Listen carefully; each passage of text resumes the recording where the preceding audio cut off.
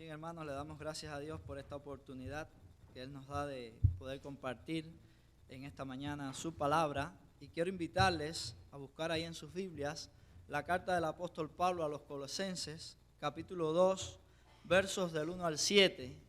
Colosenses, capítulo 2, versos del 1 al 7.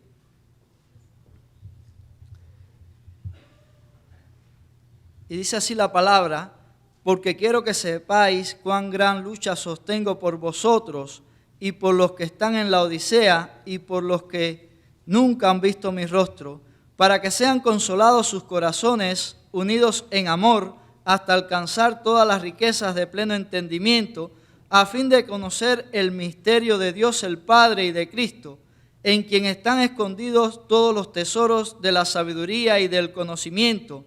Y esto lo digo para que nadie os engañe con palabras persuasivas, porque aunque estoy ausente en cuerpo, no obstante en espíritu estoy con vosotros, gozándome y mirando vuestro buen orden y la firmeza de vuestra fe en Cristo. Por tanto, de la manera que habéis recibido al Señor Jesucristo, andad en Él, arraigados y sobreedificados en Él y confirmados en la fe, así como habéis sido enseñados, abundando en acciones de gracia. Oremos. Padre, gracias una vez más por tu misericordia mostrada hacia nuestras vidas. Gracias por la oportunidad de leer tu palabra. Y también, oh Dios, gracias por esta oportunidad de poderla compartir en este momento. Rogamos que tú perdones nuestros pecados, Señor. Que tú perdones mis faltas, oh Dios. Y te ruego, Padre, que tú me tomes en tus manos y que tú seas el que pueda traer palabra a tu pueblo aquí presente. Señor, habla a tu iglesia y permite que como creyentes nuestra mirada pueda estar en ti, Señor. Que no nos dejemos desviar por aquellos, Señor, que proclaman un falso evangelio, que proclaman un falso Cristo, Señor. Permite que siempre podamos ir a tu palabra y que podamos escudriñarla, Señor, y dejar que ella nos pueda guiar, oh Dios. Padre, ayúdanos a amar tu palabra y ayúdanos a apropiarnos de cada una de las verdades, Señor, que ella encierra para nosotros. Perdona nuestros pecados, Señor, en el nombre de Cristo. Amén. He estado en las veces anteriores que he podido predicar hablando acerca de la carta a los Colosenses y hemos estado hablando del capítulo 1 en varias ocasiones.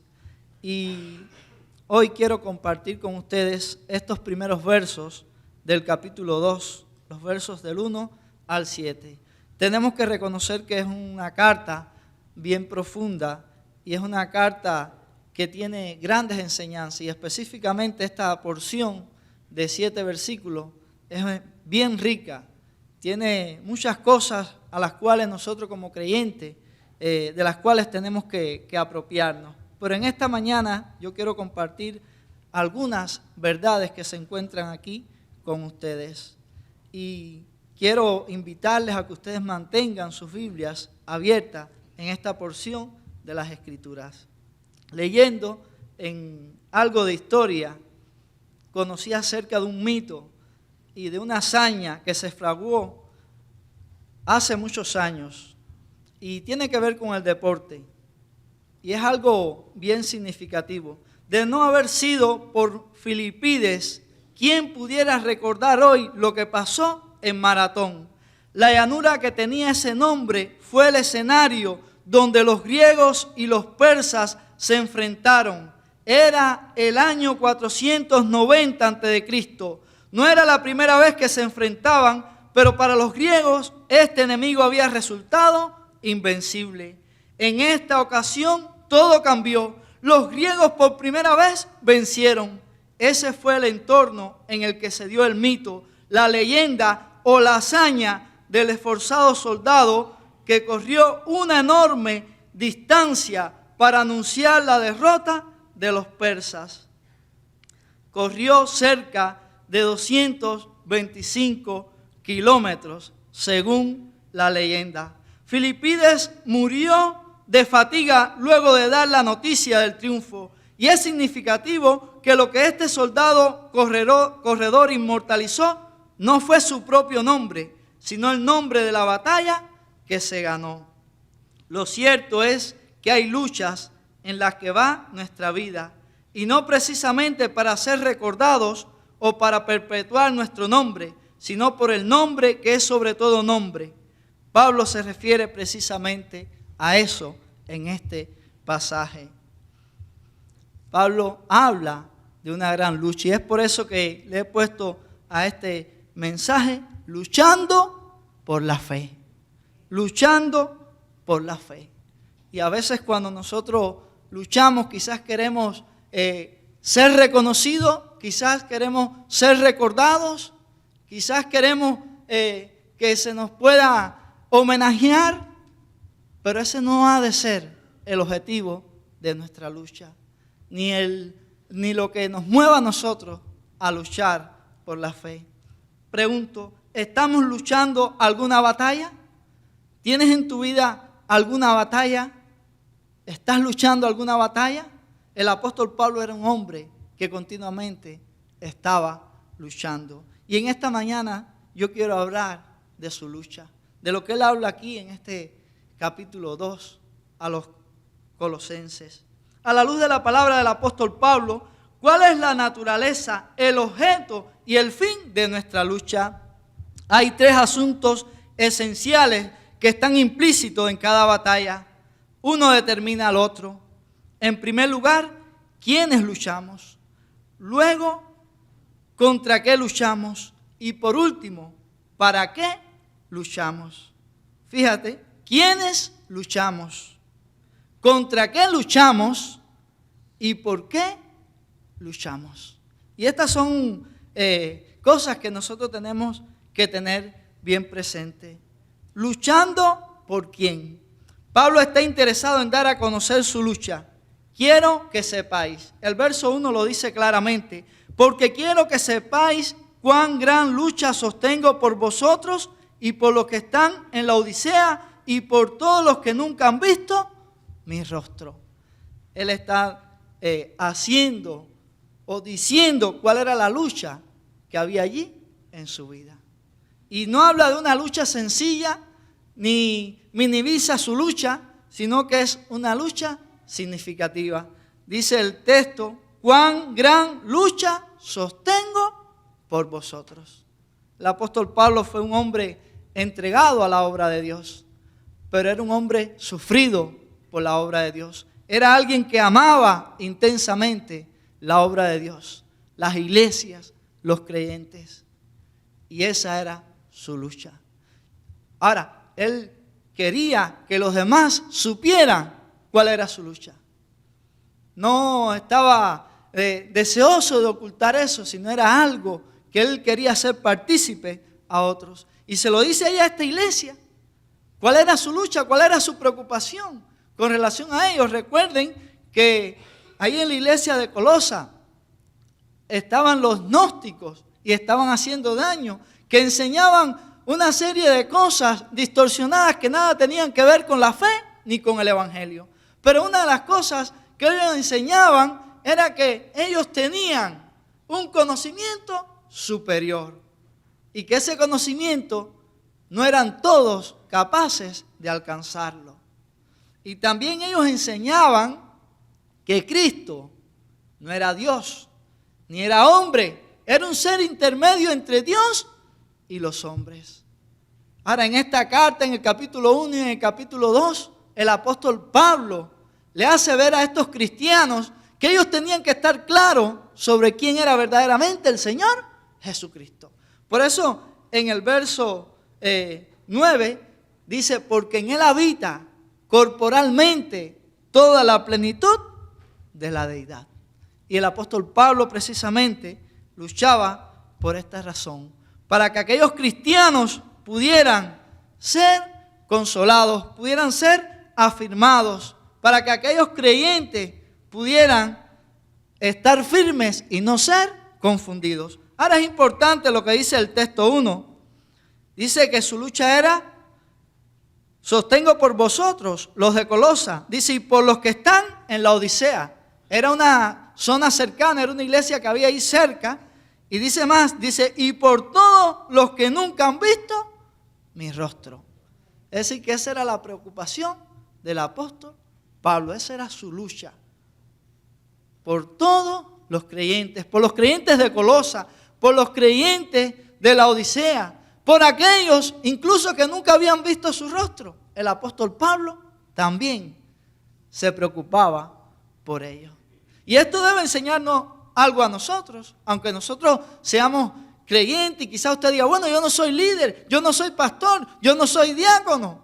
Pero la palabra de Dios nos manda que nosotros necesitamos apoyarnos los unos a los otros, que nosotros necesitamos gozarnos los unos con los otros, que nosotros necesitamos sufrir los unos por los otros. Dice, gozaos con los que se gozan y llorad con los que lloran. El apóstol Pablo recordaba bien a estos creyentes. Ahora, él no quería ocultar el objetivo de su lucha, sino que por el contrario, darlo a conocer. Pablo reconocía la naturaleza y la envergadura de su lucha. ¡Cuán gran lucha!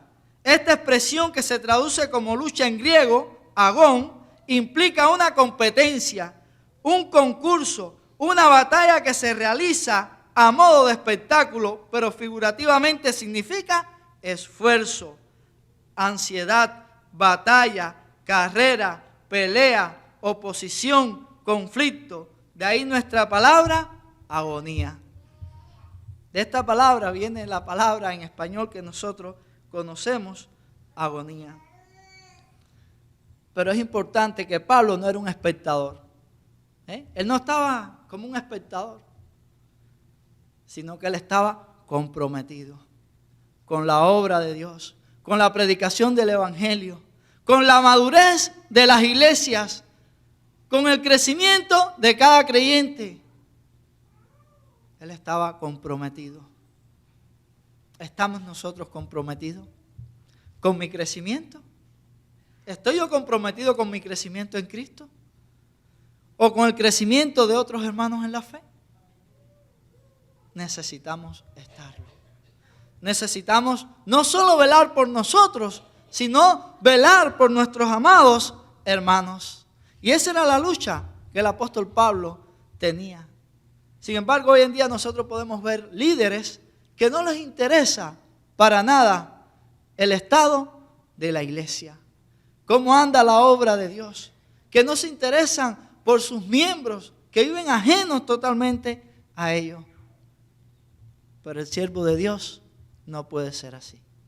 El verdadero siervo de Dios, ese va a cuidar de las ovejas, va a obedecer a su Señor. Y a eso nos ha llamado Dios a nosotros. Ahora recuerden que cada uno de nosotros es un siervo de Dios. Y por eso es que todos necesitamos hacer la obra de Dios. Nosotros necesitamos estar comprometidos con la obra de Dios. No podemos ser espectadores, ni pensar, bueno, eso que lo haga el pastor, esto que lo hagan los líderes, los maestros, los diáconos y algunos más. No, sino que todos nosotros somos parte de la obra de Dios. Es como un equipo de fútbol. A veces hay individualidades, pero el partido no lo gana un solo jugador. Todos tienen que estar ocupando su función, porque si no, van al fracaso. Si solo se lo dejan a un jugador, no. Son importantes los defensas, son importantes todos los jugadores del partido, son importantes. Es importante el portero, todos son importantes. Y en la obra de Dios, todos nosotros somos importantes. Pero debemos saber eso, que hay una lucha en la cual también nosotros debemos mirar y a la cual nosotros también debemos ser parte. No es lo mismo estar involucrado que estar comprometido. A veces algunos hermanos que dicen, no, yo estoy involucrado. Pero no es lo mismo involucrarse que comprometerse. Involucrarse es dar algo de ti. Pero comprometerse es darte tú mismo. Hay una diferencia ahí. Y Dios nos llama para que nosotros estemos comprometidos. Dios quiere que nosotros estemos comprometidos. Hace muchos años escuché una ilustración que quiero compartir en esta mañana con ustedes. había una familia de campo que estaba esperando una visita. Y mientras se planificaban para la visita, ellos habían dicho, bueno, en el desayuno vamos a hacer tortilla, vamos a freír huevos y también vamos a matar un cerdo y vamos a tener carne y manteca para poder atender a esta visita como se lo merece. Pero un cerdo de lo que criaban los campesinos y una gallina se pusieron a conversar. Mientras ellos caminaban habían hablado y entonces la gallina preocupada le dice al cerdo, no, porque estoy involucrada en esta visita que viene a la finca, estoy involucrada porque tengo que dar mis huevos. Imagínate tú, se van a comer mis huevos. Pero el cerdito le dijo, pero yo estoy comprometido porque yo tengo que dar mi vida para que la familia pueda comer carne, para que la familia pueda comer comida con grasa, yo tengo que dar la vida. Así que no es lo mismo estar involucrado que estar comprometidos. Pero Dios nos llama a nosotros a que estemos comprometidos, hermanos. Dios quiere que nosotros seamos cristianos, pero verdaderamente comprometidos con Él, con nuestro Dios, que estemos comprometidos con la obra. Esta agonía no era una mera expresión de identidad. Describe el trabajo de Pablo con la misma palabra agón. Era un hecho, era una verdadera lucha en la que le iba la vida, como en efecto le fue. Como estaba comprometido, estaba dispuesto a entregar su vida. ¿Cuántas cosas sufrió el apóstol Pablo por su compromiso con Dios? Naufragio, azotes, pedradas, persecuciones, cárceles, hasta la muerte. Así como el cerdito. ¿Estamos nosotros comprometidos con Dios? ¿Estamos nosotros comprometidos con la obra de Dios? Pablo era específico por quién estaba luchando. Dice, por vosotros, los santos y fieles hermanos que están en Colosas. Capítulo 1, verso 2. Pablo luchaba por los santos y fieles hermanos que están en Colosas, por los de la Odisea y por todos los que nunca han visto mi rostro. Y estas son palabras profundas. A veces las leemos y quizás no pensamos, pero son profundas. Fíjese, dice, y por todos los que nunca han visto mi rostro. ¿Cómo tratamos nosotros a aquellos que quizás no conocemos? ¿Cómo nos conducimos con ellos? Que no conocemos, que a lo mejor vinieron por primera vez, o a lo mejor son hermanos pero no lo conocemos. Muchas veces nuestro amor, nuestro cariño es para aquellos que conocemos, que tenemos un círculo íntimo con ellos. Y sí, debemos amarnos entre nosotros, pero también debemos ser capaces de ir más allá, de amar a aquellos que nosotros quizás no conocemos, pero son hermanos en la fe. Y si son hermanos en la fe, nosotros debemos amarles. La palabra de Dios nos enseña que debemos amarnos los unos a los otros, que debemos apoyarnos los unos a los otros. Pero la cultura, a veces nosotros le echamos la culpa a la cultura, ¿no? Y de hecho la cultura muchas veces influye, esta cultura con la que nos identificamos, donde las personas quizás no se conocen. Y decimos, no, yo no conozco y bueno, ahí yo creo que no vive nadie. Y quizás no, y nos conformamos un poco, ¿no? Con estas cuestiones. Pero Dios nos llama a que nosotros como creyentes debemos amarnos los unos a los otros. Y el apóstol Pablo, esa era su lucha. El apóstol Pablo estaba interesado en aquellos creyentes, aún en aquellos que él nunca había visto personalmente, aquellos que él no conocía, aquellos que él no sabía sus nombres. Él también estaba preocupado por esas personas. Y nosotros, hermanos, debemos aprender eso del apóstol Pablo. Aun cuando no conozcamos a alguien, si es creyente, es nuestro hermano. Y debemos amarle, debemos apoyarle en lo que nosotros podamos hacer. Ahora, ¿por qué razón Pablo amaba a los cristianos de Colosas y los de la Odisea y a todos los creyentes? ¿Por qué razón? Una razón sencilla, porque eran de Cristo, Por eso Él les amaba, porque eran de Cristo. No les amaba por otra cosa. No les amaban porque eran populares. No les amaban porque tenían un alto puesto en la sociedad. No le amaba por nada de eso. Le amaba porque eran de Cristo. Porque Cristo murió por ellos en la cruz. Y esas personas fueron comprados con un alto precio, que fue el sacrificio de Cristo. Y por eso el apóstol Pablo le amaba. Así también nosotros debemos amar a nuestros hermanos en la fe. A pesar de nuestras diferencias, hay diferencias, nosotros no somos perfectos, somos pecadores.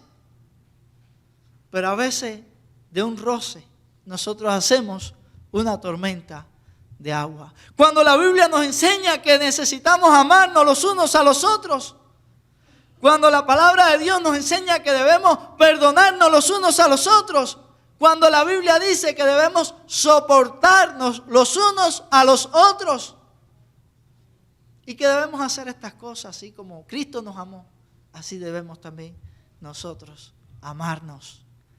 Y Cristo nos amó de una manera tremenda, hermano. Es maravilloso.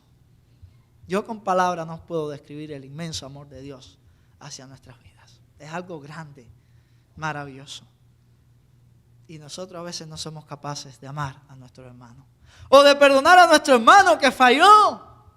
Lo que queremos es destruirlo. No, hermano. Debemos amar. Debemos amar a nuestro hermano. Debemos perdonar a nuestro hermano. Tenemos que pedirle a Dios que nos ayude en eso. Que Él nos enseñe a perdonar, que Él nos enseñe a amar. Y es algo en lo que continuamente como creyente y como iglesia nosotros tenemos que estar trabajando. En amarnos cada vez más y más. En crecer en ese amor. A veces respiramos el mismo aire, cantamos los mismos cánticos, nos sentamos en el mismo banco, pero no nos preocupamos por ese que tenemos a nuestro lado. No nos interesa ese que está a nuestro lado. Pero Dios nos llama a ser diferentes. Dios nos llama, hermano, a así preocuparnos, a amarnos, a tratar de conocernos cada vez más. Y a pesar de nuestras debilidades y de nuestros defectos, ir por encima de ellos. En Cristo podemos. Decía el apóstol Pedro que el amor cubre multitud de pecados. Cuando hay amor, nosotros podemos perdonarnos. Y a veces cantamos el amor, del amor de Dios. Y cantamos que nos amamos. Pero a la hora de la verdad, cuando hay un roce, ahí es cuando hay que poner ese amor en práctica y mostrar ese amor. Nosotros debemos vivir también las cosas que cantamos. No es cantar, a veces hay himnos muy bonitos o música, pero debemos vivirlas. No es solo cantarlas, sino vivirlas continuamente. Es importante que nosotros atendamos a estas cosas y que cuidemos de estas cosas. Puede que hayas pensado en esta mañana, tengo suficiente con mis luchas para luchar las de otro. Y es verdad, ese es el gran problema. Hemos dejado de pensar de nosotros mismos con cordura. Lo nuestro es lo más importante. Nuestros problemas son los más grandes y no hay espacio para pensar en los demás. A veces pensamos así.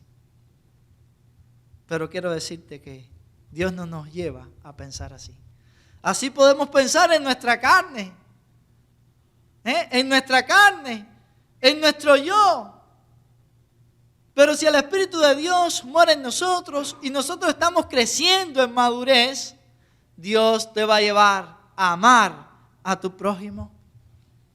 Y nosotros creemos que siempre debemos crecer espiritualmente.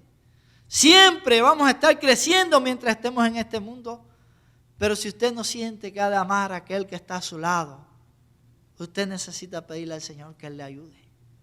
Porque recuerde que el fruto del Espíritu, una de sus características es precisamente esa, amor. Y si Dios está en nosotros, Él va a estar cultivando cada una de esas características en nuestras vidas. La iglesia es los unos a los otros. No hay cristianos por cuenta propia. Yo una vez iba en un tren allá en Cuba y me puse a compartir el evangelio con la persona que iba a mi lado. ¿Pero qué pasó? Ella me dijo que era cristiana y empezamos a hablar. Y esta persona había pasado por todas las iglesias, incluso había estado entre los testigos de Jehová también. Al final me dijo, no, yo soy cristiana por cuenta propia. No quería compromiso, mi hermano. No quería compromiso. Cristiano por cuenta propia. Y así a veces hay muchas personas no quieren compromiso. No quieren estar comprometidos con las obras de Dios. Cuando el Señor nos llama y nuestra relación con Dios precisamente es un compromiso. Dios nos llama para que nosotros estemos comprometidos con Él. Él nos ha salvado y de pura gracia lo ha hecho. Nosotros debiéramos responder con un amor hacia nuestro Dios. Y ese amor que Dios derrama en nuestra vida ha de mostrarse a nuestros hermanos. Pero esta persona no quería saber de eso. Realmente no había conocido. Tenía una experiencia muy vaga acerca de lo que es Dios y de lo que Dios enseña en su palabra. Pero hay muchas personas así, confundidas y equivocadas, que se creen cosas, que se creen muchas cosas, pero ignoran la palabra de Dios. Sencillamente quería seguir haciendo su voluntad. Quería seguir viviendo en su pecado, en su propósito. Quería vivir según sus criterios, pero no según el criterio de Dios. Sabemos, iglesias perfectas no hay. No la hay. Por eso estamos nosotros aquí. Porque somos pecadores. Porque Dios nos ha hecho entender que nosotros somos pecadores. Y que toda nuestra justicia es como trapos de inmundicia. Y que para poder estar en su presencia necesitamos a Cristo, su sacrificio. Pero esas personas que te dicen, no, porque en la iglesia, no, porque no hay iglesias perfectas. Porque estamos nosotros que somos humanos y continuamente pecamos. Pero si hay creyentes con el anhelo de crecer y ser semejantes a Dios, y que cuando fallan reconocen su pecado, eso sí lo hay en la iglesia. ¿Por qué? Porque han sido transformados por la sangre de Cristo. Dice Pablo, para que sean consolados sus corazones. Dice el verso 2, dice, para que sean consolados sus corazones. La idea de esta palabra es que nosotros podamos ser consolados, confirmados, fortalecidos. Y esa era la lucha de Pablo. Él quería que los cristianos de Colosa fueran así, estuvieran confirmados, estuvieran fortalecidos en la fe. Que nada les pudiera mover, que la herejía gnóstica no pudiera moverle, sino que ellos pudieran estar firmes sobre quién era Cristo, sobre qué Cristo había hecho por ellos, porque Cristo es suficiente, hermanos míos, para salvar. Es un Salvador poderoso, es poderoso para salvar, para guardarnos y para guiarnos a su presencia. Y Pablo quería que aquellos creyentes estuvieran claros de quién era Cristo. Suficiente para salvar, suficiente para perdonarnos, suficiente para guiarnos. No necesitamos ninguna otra cosa para ser salvos. Solo necesitamos a Cristo. Solo necesitamos a Cristo. Y si Cristo está en nosotros, nosotros somos salvos. Y si Cristo está en nosotros, Él nos va a guiar a caminar de una manera correcta. Pero somos salvos únicamente por su obra y por su gracia. Nosotros tenemos que saber eso. Y esa era la lucha de Pablo.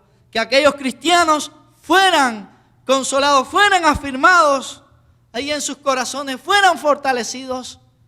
Que nadie les pudiera mover. Y estos son tiempos importantes. Son tiempos difíciles los que nos tocan a nosotros vivir hoy. Y vienen tiempos peores. donde quizás no vamos a poder adorar con esta libertad que tenemos.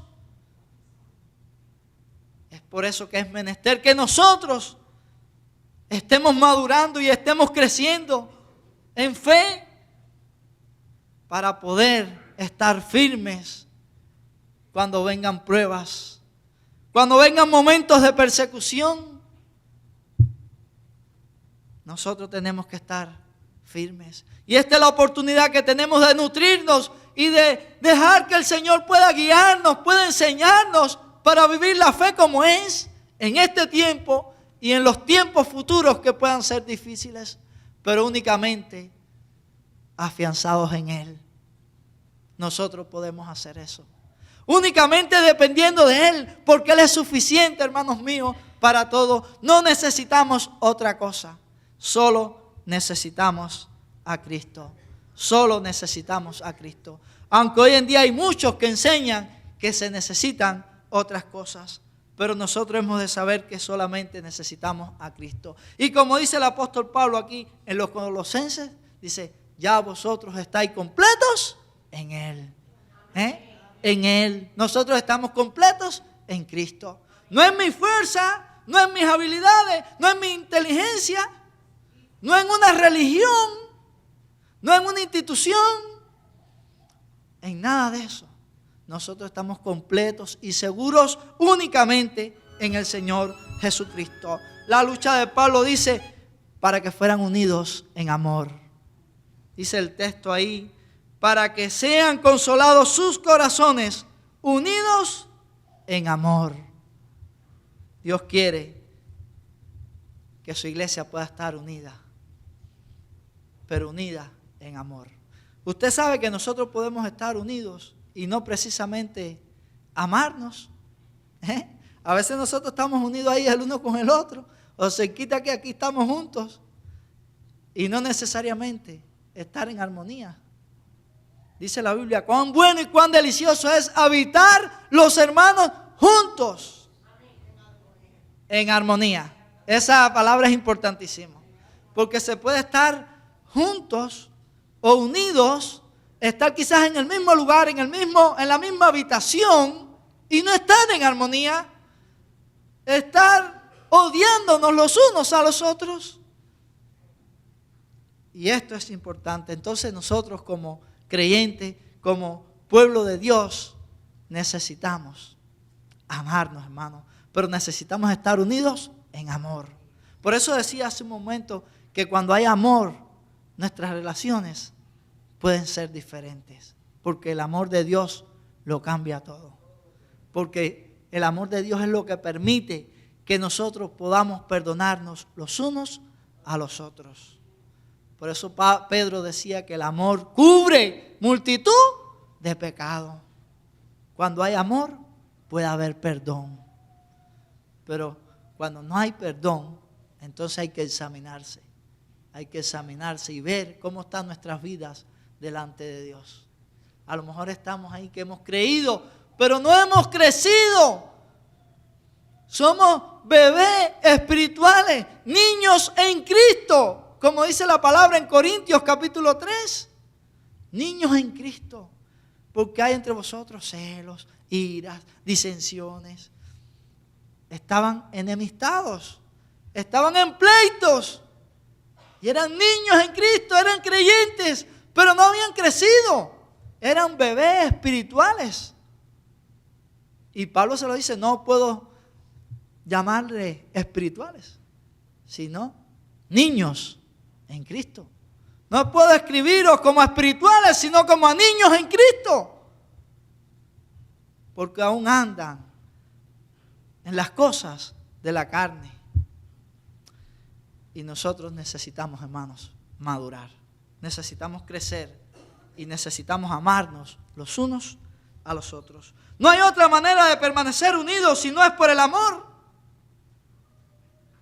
Nada puede hacer que estemos unidos, ni las promesas, ni los bienes materiales, ni la cultura. Nada es tan fuerte como el amor, que es el vínculo perfecto. Es la manera perfecta de permanecer. Es el único vínculo que nos hace anhelarnos, cuidarnos, esperarnos. Se dice esto fácil, Pero este es un gran reto, permanecer unidos en amor. Eso es un reto, hermano. Es un reto. Pero es un reto del cual tú y yo necesitamos ser parte. Nosotros debemos estar comprometidos con este reto de amarnos los unos a los otros. Y eso era la lucha de Pablo, que aquellos cristianos pudieran ser consolados en sus corazones, pero también unidos en amor, que ellos pudieran estar unidos en amor, y sigue diciendo, hasta alcanzar todas las riquezas de pleno entendimiento, a fin de conocer el misterio de Dios el Padre y de Cristo, alcanzar las riquezas de pleno entendimiento, a fin de conocer el misterio de Dios el Padre y de Cristo. Ya en otras ocasiones hemos hablado acerca de este misterio.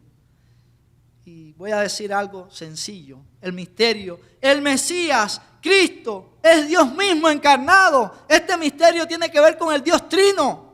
Y es algo que Dios nos ha revelado a nosotros. Dice la palabra de Dios ahí en 2 de Corintios 5, 19, que Dios estaba en Cristo reconciliando consigo al mundo. Y esta es la verdad que muchos no quieren reconocer hoy, pero que la palabra de Dios revela que Cristo es Dios manifestado en carne. Los gnósticos negaban esta verdad. Los testigos de Jehová niegan esa verdad. Y muchos otros más niegan esa verdad. Pero es una verdad clave, el reconocer la divinidad de Cristo. Y la obra de Cristo es clave. Dice la palabra de Dios que el que no cree en el Hijo, dice, no cree en el Padre. Dice, el que ha visto al Hijo, ha visto al Padre. El que ha visto al Hijo, ha visto al Padre. Y dice también, el que tiene al Hijo, tiene al Padre. Así que si yo tengo a Cristo, tengo al Padre. Y este es el misterio que se nos ha revelado a nosotros de una manera clara y que nosotros entendemos porque está ahí revelado en la palabra de Dios y lo aceptamos también por la fe que Dios nos ha dado a nosotros. Recuerden lo que dice la palabra de Dios. El hombre natural no percibe las cosas que son del Espíritu de Dios porque para él son locuras, porque se han de discernir espiritualmente. Los humanistas o los racionalistas no aceptan esta verdad porque todo lo quieren entender, es una cuestión de fe y de creer en lo que Dios nos ha revelado en su palabra, porque ellos quieren llevar a Dios al plano humano y yo no puedo ser tres, ni yo puedo estar en todas las partes a la misma vez, pero Dios sí puede estar en todas partes a la misma vez, porque Él no es un ser creado, Él es eterno y Él es Dios sobre todas las cosas. Ahora la palabra de Dios nos revela que Cristo es Dios manifestado en carne. Y este es el misterio, que Dios estaba en Cristo reconciliando consigo al mundo. Cristo como cabeza. Pablo desea que los cristianos entiendan esta verdad, que ellos puedan entender esta verdad, que Cristo es supremo, que Cristo es Dios, que Cristo es la cabeza. Y al conocer la grandeza de esta cabeza, no serán arrastrados por los falsos gnósticos. Cuando ellos vean que Cristo es la cabeza, entonces ellos no van a poder ser engañados. Pero ellos tenían que estar afirmados en esa verdad, de que Cristo es Dios sobre todas las cosas, de que Cristo es supremo sobre todas las cosas, de que Cristo es suficiente para todas las cosas, que ellos no necesitan otra cosa, ningún supuesto conocimiento, sino que lo único que ellos necesitan es tener a Cristo, que es la cabeza de todo principado y de toda potestad. Y si ellos tienen a Cristo como esa cabeza, van en el rumbo correcto. Este era el misterio que ahora ha sido revelado. Esta palabra nos da la idea de algo oculto, velado, que Dios el Padre ha puesto al descubierto en la persona de Cristo. Todas las riquezas están a plenitud en Cristo, hermano. Todas las cosas están a plenitud en Cristo. Nosotros no necesitamos otra cosa. La plenitud de la verdad divina está ahí en Cristo. El entendimiento de la verdad del Evangelio es Cristo. Por eso nosotros tenemos que ir a Cristo. Y si estamos firmes en la fe, no vamos a tener el peligro de ser engañados. No vamos a correr el peligro de ser engañados si nuestra fe está fundamentada en Cristo. Si nuestra esperanza está en Cristo, nadie podrá confundirnos. En Cristo están escondidos todos los tesoros de la sabiduría y del conocimiento. De todo lo que debemos valorar, que cualquier sabiduría humana es insuficiente. En Cristo están escondidos los tesoros de la sabiduría y del conocimiento. Cualquier conocimiento humano, cualquier sabiduría humana es insuficiente. Nosotros necesitamos a Cristo. Nosotros necesitamos depender de Cristo y buscar al Señor en todo tiempo. ¿Cómo podemos procurar con denuedo que nuestros hijos se superen, que no falten a clase, que sepan leer y escribir, que sepan multiplicar, que dividan, pero no tenemos una ardiente preocupación por sus almas, por conocer la palabra? Y digo nuestros hijos que han sido puestos a nuestros cuidados, pero siento ese fervor, tanto tengo esa lucha agónica por mis hermanos, por lo que ellos están aprendiendo. Hay dolor en mi corazón por los errores que nuestro pueblo cree.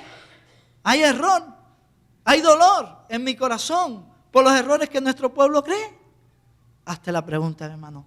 ¿Hay dolor en tu corazón por lo que las personas creen? ¿Por lo que el pueblo cristiano está creyendo en la actualidad? ¿Hay dolor? ¿O tú estás, bueno, nosotros estamos bien? Debe haber dolor, porque como dije hace un rato, somos un cuerpo y debemos amarnos los unos a los otros, aun cuando quizás no conozcamos. Yo sí siento dolor cuando veo tanta gente engañada, tanta gente que cree estar adorando al Dios verdadero y no es así.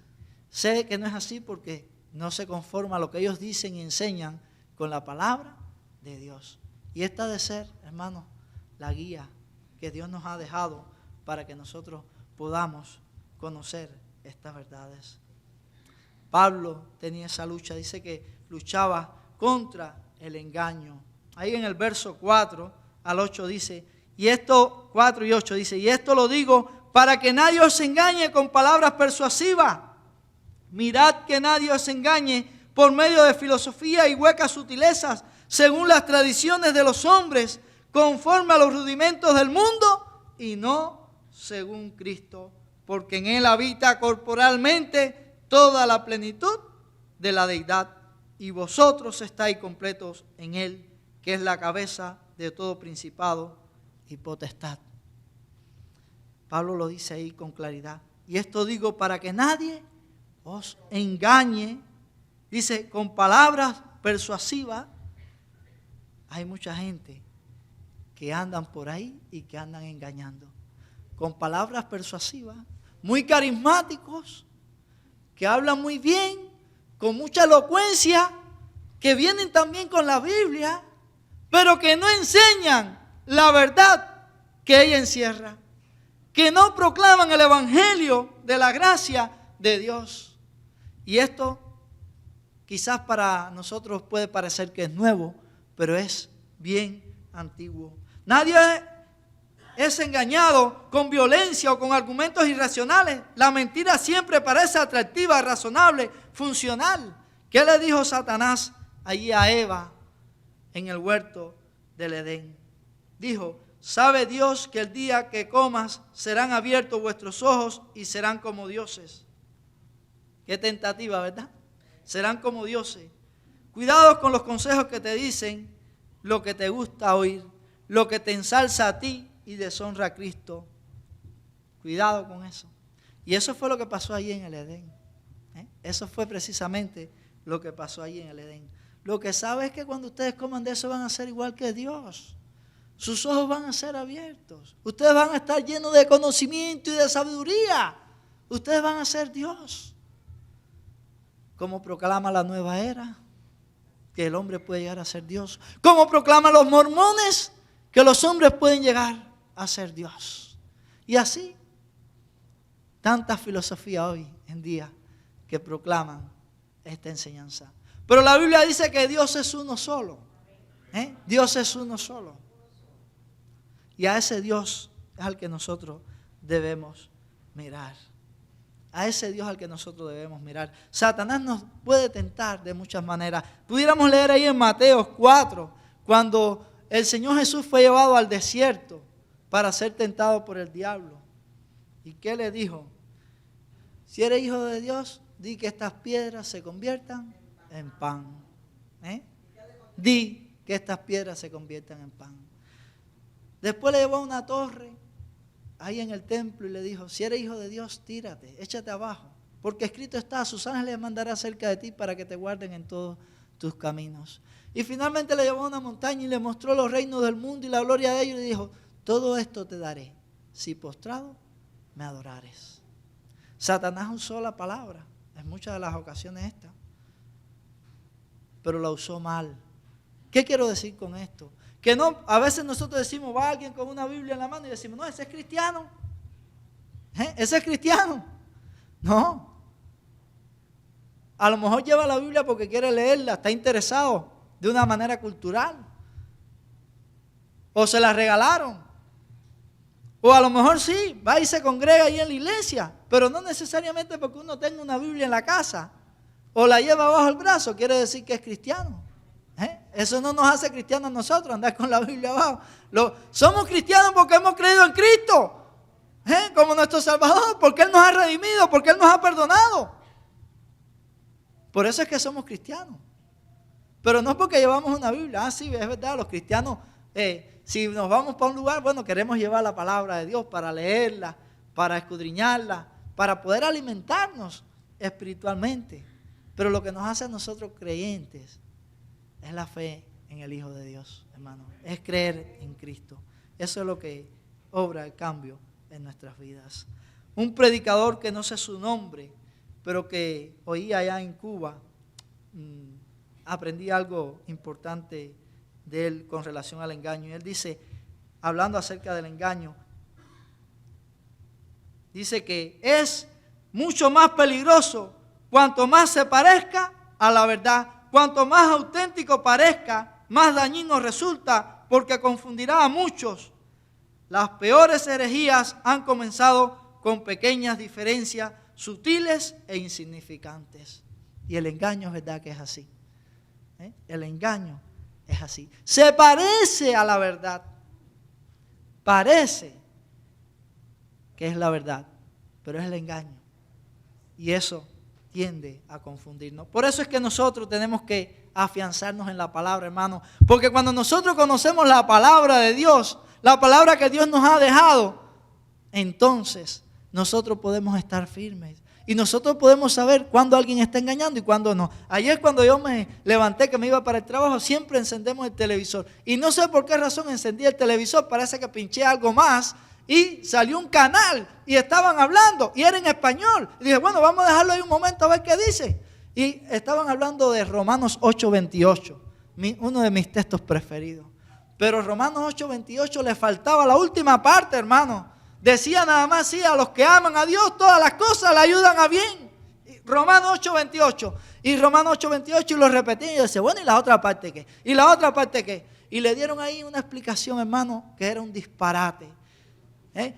Tenía que ver con la moda, tenía que ver con maquillarse y una cosa ahí que decía, eso no, vaya, quítame eso. Y así viene, pero eso lo oyen otras personas y se dejan confundir y se dejan engañar.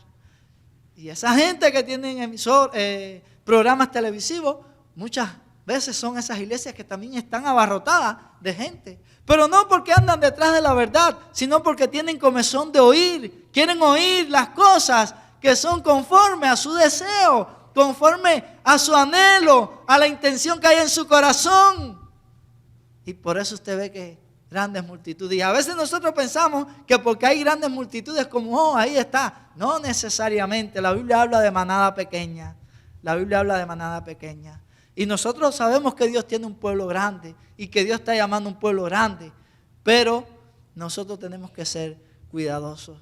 Y esas emisoras de televisión hay que tener mucho cuidado con ellas. Porque no todo lo que se enseña ahí es la verdad. Hay emisoras buenas, pero hay que ser cuidadosos con las enseñanzas que nosotros podemos ver a través de esos canales, porque son nocivos y tergiversan la palabra de Dios. Eso que yo vi ayer era una tergiversación abierta a la palabra de Dios y una explicación que nada tenía que ver con lo que realmente enseña Romanos 8:28. Pablo dice aquí: mirad que nadie os engañe por medio de filosofía y hueca sutileza, según las tradiciones de los hombres, conforme a los rudimentos del mundo, y no según Cristo. Estén atentos, miren que nadie los engañe, según la filosofía, hueca sutileza, los rudimentos del mundo, porque el engañador está y tiene gente a su servicio, y nosotros tenemos que estar afianzados en la palabra de Dios. ¿Para qué? Para poder permanecer, hermanos míos, para poder permanecer. Tenemos que cuidarnos de la filosofía. Todas las personas tienen su propia filosofía de la vida, pero nosotros tenemos que mirar a la palabra de Dios. Y no podemos dejarnos guiar por los rudimentos del mundo, por las cosas que el mundo ama, por las cosas que el mundo persigue. Nosotros tenemos que mirar a Cristo. La palabra de Dios siempre nos exhorta a mirar a Cristo. Aquí mismo en Colosenses, en el capítulo 3, se nos habla de poner nuestra mira en el Señor Jesucristo. Nosotros no podemos mirar a los rudimentos del mundo, las cosas detrás de las que el mundo se va, de los placeres, de las modas, de las diversiones. Detrás de esas cosas nosotros no podemos irnos. Y no es que sea malo salir adelante. Sí, nosotros podemos hacerlo. Pero nosotros tenemos que tener como prioridad, ¿quién? El Señor. Que no es la prioridad del mundo. La prioridad del mundo es irse detrás de esas cosas que el mundo ofrece. No, nosotros es Cristo. Nuestra mirada tiene que estar en Cristo. Y cuando estamos en Cristo, bueno, podemos prosperar, pero el Señor es el centro de nuestra vida. Dios es el centro, no los placeres, no las riquezas, no las posiciones que podemos tener en el mundo. ¿Qué es el centro? El Señor. Y nuestra vida tiene que estar centrada en Cristo. Nuestra mirada tiene que estar puesta en Cristo si nosotros queremos seguir adelante. Y si nosotros queremos que el Señor nos diga: buen siervo, fiel, entonces nuestra mirada no puede desviarse en ningún momento, sino que tiene que permanecer en Cristo. Termino con este texto, lo voy a leer. Porque en Él habita corporalmente toda la plenitud de la deidad, y vosotros estáis completos en Él, que es la cabeza de todo principado y potestad, hermano. Cristo es Dios sobre todas las cosas, y nosotros estamos completos en Él. No necesitamos otra cosa, hermano. Únicamente nosotros necesitamos a Cristo. Y si Cristo está en nosotros, Él va a estar guiándonos en todo momento. Pero nada más necesitamos a Cristo. Vamos a orar. Padre, gracias por tu amor y tu misericordia. Gracias por este día y gracias también por tu palabra, Señor. Te pedimos que ella pueda quedar en nuestros corazones, Señor. Y que nosotros podamos tener un conocimiento correcto de tu persona, Señor, como Dios. Y de la persona de Cristo como el Hijo encarnado. Y que podamos saber, oh Dios, que en Cristo nosotros estamos completos. Que Cristo es suficiente, Señor, para salvarnos, para perdonarnos, para guardarnos. Ayúdanos, Señor, a conocerte más. Ayúdanos, Señor, a anhelar saber más de ti. Ayúdanos, Señor, y danos la sabiduría para estudiar tu palabra y poder extraer cada una de las enseñanzas que en ellas tú nos revelas. Padre, rogamos que tu Espíritu nos pueda guiar a toda la verdad. Y guárdanos a cada uno de nosotros y a esta iglesia del error, Señor. De irnos detrás de falsas doctrinas, Padre Santo. Permite que desde este lugar siempre se pueda predicar el evangelio de la gracia de Dios. Y permite que cada uno de nosotros como miembros, como hijos tuyos, Señor, también podamos ser parte de ese mismo mensaje. Gracias por tu amor mostrado hacia nuestras vidas. Y te rogamos que tú nos lleves también hasta nuestros hogares. Te lo pido en el nombre de Cristo. Amén.